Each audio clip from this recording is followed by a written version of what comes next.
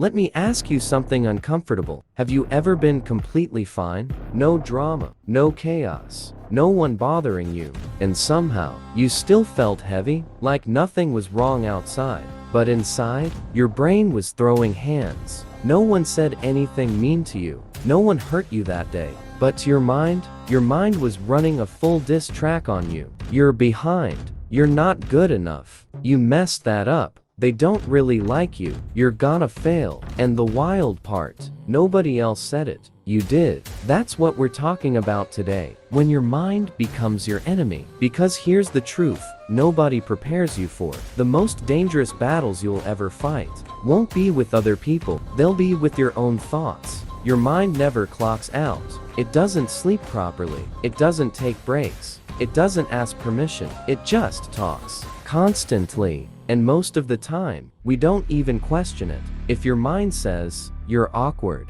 you don't go, hold on, evidence, you just believe it. If your mind says, they're judging you, you immediately start acting defensive. We treat our thoughts like facts, but thoughts are not facts. They're guesses, they're reactions, they're habits, and sometimes, they're straight up lies. Here's how it happens. It doesn't start dramatic. It starts small. You mess up once, you say something awkward, you fail at something, you get rejected. Your brain goes, oof, that hurt. Let's not do that again. Cool, that's normal. But then it upgrades. Instead of saying, that situation didn't work, it says, you don't work.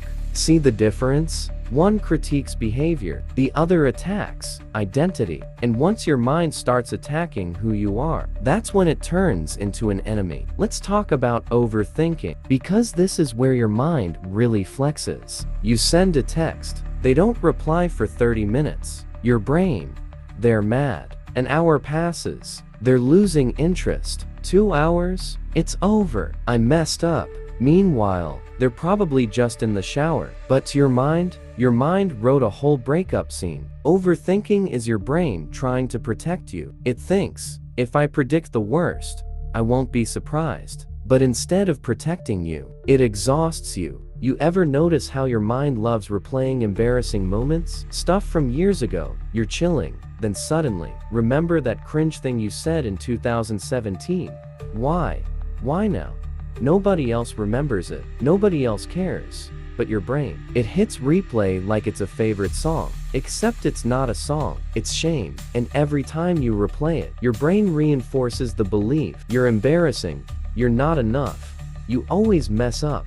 Your mind starts collecting evidence against you, and you don't even realize it's building a case. Social media made this worse. You scroll for 5 minutes. Someone's traveling, someone's in love, someone's making money, someone's glowing up. Your brain doesn't say, good for them. It says, why not you? Comparison is sneaky. It doesn't scream, it whispers, you're behind, you should be further, you're wasting your life. And the crazy part, you don't even know their full story. You're comparing your behind the scenes to their highlight reel, and your mind eats that up. Here's some real talk. Your brain is wired to notice danger. Back in the day, that kept humans alive. But now, there's no lions chasing you. So your brain finds new threats. Awkward silence, danger, late reply, danger, small mistake, danger. Your mind exaggerates everything because it thinks it's protecting you. But sometimes the protector becomes the problem. When your mind becomes your enemy, it doesn't just insult you,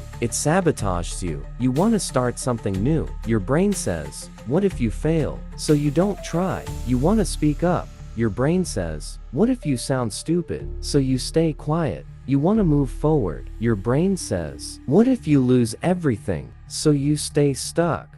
And then it blames you for staying stuck. Wild. Anxiety isn't weakness. It's your mind on overdrive. It's your brain trying to control outcomes that haven't even happened yet. What if this goes wrong? What if they leave? What if I embarrass myself? And the worst part, your body reacts like it's real. Heart racing, chest tight, hands sweaty. All because of a thought, not reality. Here's the turning point. The moment your mind becomes your enemy is when you stop questioning it, when every negative thought feels like truth. I'm unlovable. I always ruin things. I'm behind in life. I'm not talented enough. You don't argue. You accept, and that acceptance shapes your behavior. You act smaller. You risk less. You expect less. Your world shrinks because your mind told you it should. This part is important. You are not your thoughts. You are the one observing them. There's a difference. If your mind says, "You're a failure," pause. Who heard that? You did. That means there's a separation. Thoughts happen, but you are not the thought. That shift alone changes everything. You don't fight your mind with aggression. You fight it with awareness. Next time your brain says, "You're not good enough," instead of believing it automatically, ask, "Says who?